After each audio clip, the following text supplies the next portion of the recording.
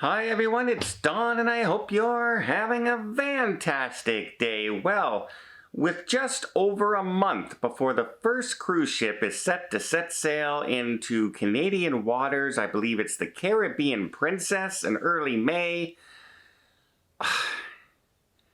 there's still so much confusion.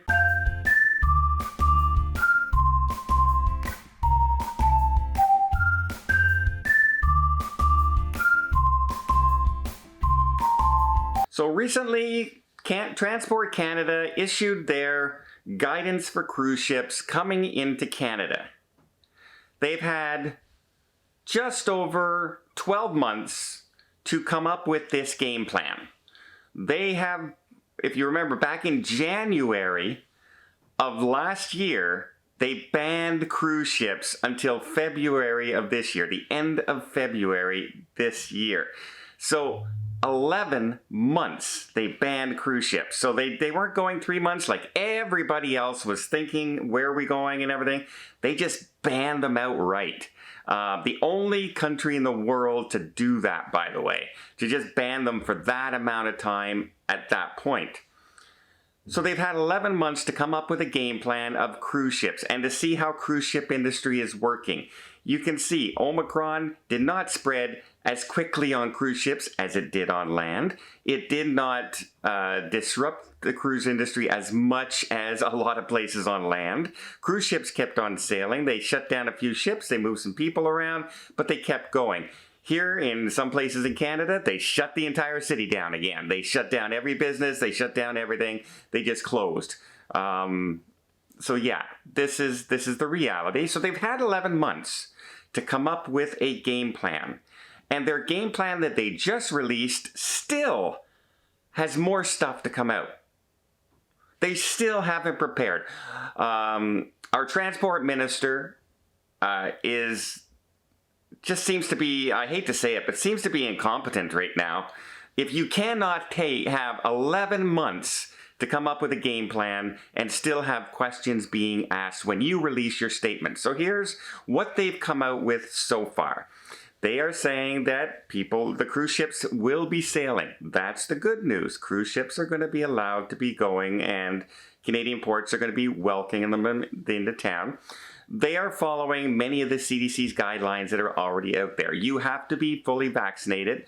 As of right now, that is still only the 2 doses. There is no current guidance yet on boosters. So you have to have been vaccinated at least 14 days prior to boarding a cruise ship.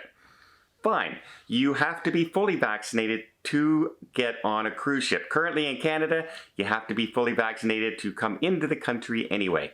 So that's not a point. But this is also going to be going for cruise ships sailing from Seattle, stopping in ports like Victoria or Vancouver, which means even if the cruise lines sailing out of Seattle say, okay, we're going to allow people who are unvaccinated in a certain percentage, that doesn't mean they'll be allowed to get off in Canada, or even that the cruise ship will be allowed to stop in port. Because Canada hasn't said what that's going to be yet. They still haven't come up with a decision because once I say, remember the incompetence that I've been talking about. So we'll get to there. But that being said, children under a certain age who are unvaccinated currently have to quarantine for 14 days when they get here to Canada. Now don't panic, don't panic. That is being rescinded on March 1st. That's no longer a requirement for unvaccinated children, provided the parents are vaccinated. So they won't have to quarantine for 14 days. That's good. What is there, however, is everybody still has to have that test. So right now, let's go with March 1st, because it's almost March now. So as of March 1st, you can have a rapid test 24 hours before flying into Canada. Also, getting on a cruise ship, that's fine. Or you can have a PCR test 3 days before flying into Canada. So you have that window of the different tests that you can take. However, you still may be selected when you arrive in Canada currently for a random test.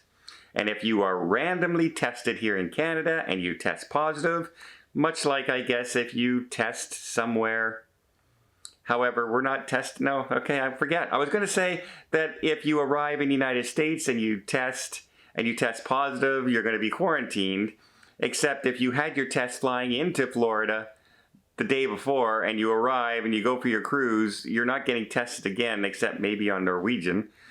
So that goes out the window. In Canada, people are being taken for spot checks. And if you test positive, you may be asked to quarantine at that point for 14 days. Not the 5 days the CDC guidance has out there right now. It's 14 days. Yes, I know. Canada is way behind the rest of the world when it seems to come to knowing what to do with the virus. It really, like, we are the last. As far as reopening is concerned, we seem to be the last in coming up with our protocols. We just seem to be last in everything, in our decision making. And this is the country I love. So, you know, but that's where we stand right now. Now, let me give you an overview of some of the things that are going on right now that we can still possibly expect to either happen or remove with only a month to go. But before I get there, let me just invite you to hit that subscribe button. You can see I'm a little frustrated with my country today. If you want to cheer me up, just hit the like button, hit the subscribe button. It would really make my day and make today a much better day, and I'd really appreciate it. It doesn't cost anything. It just notifies you when videos are coming out, and that's all. And it would really, really help the channel. Again, I'd appreciate it. Make my day, because what I read this morning is it's just frustrating me to no end. So let me get into some of that stuff. Some people don't know, but when you come in fly into Canada right now, we have an app on our phone called ArriveCan, which you have to fill out 24 hours before you arrive. It's going to ask you, are you fully vaccinated? What vaccines did you get? Who are you traveling with? Where are you going? And what your dates were for your vaccine. You can even upload your proof of vaccine on the phone.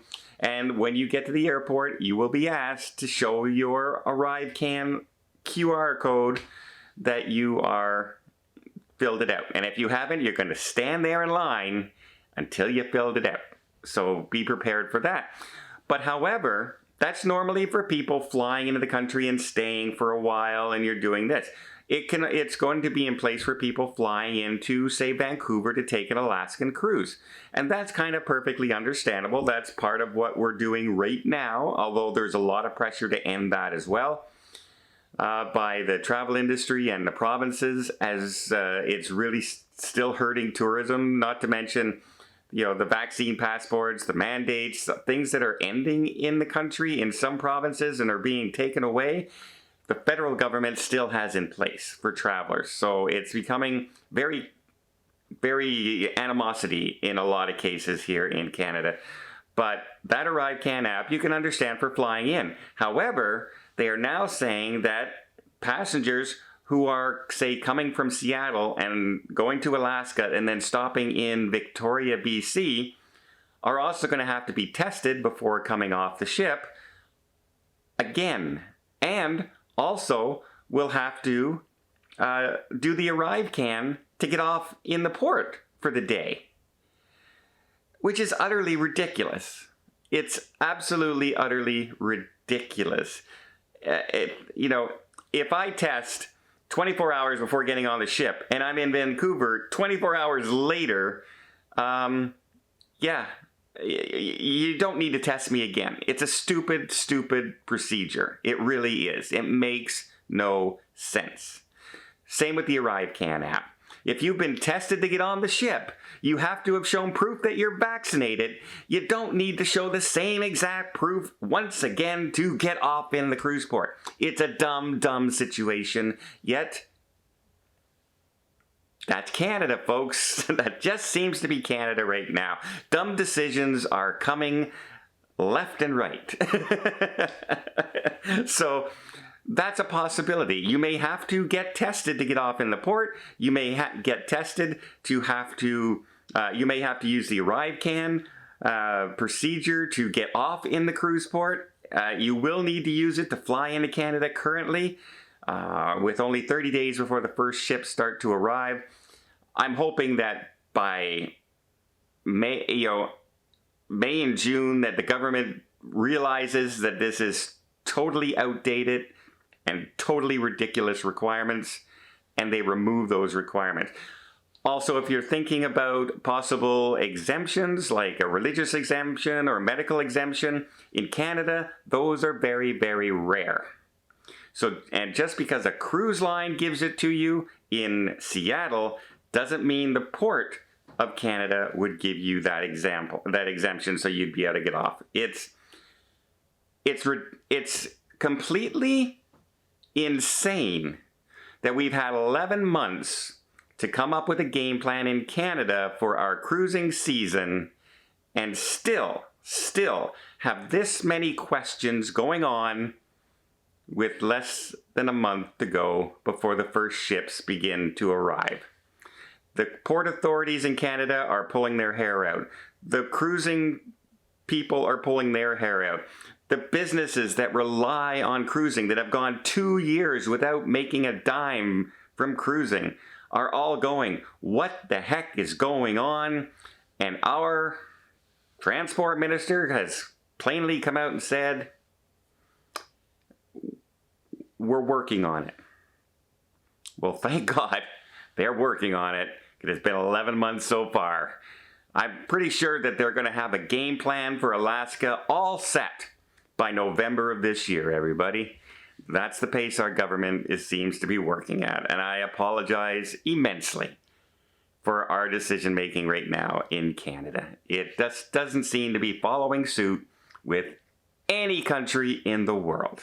Well, sorry for the rant.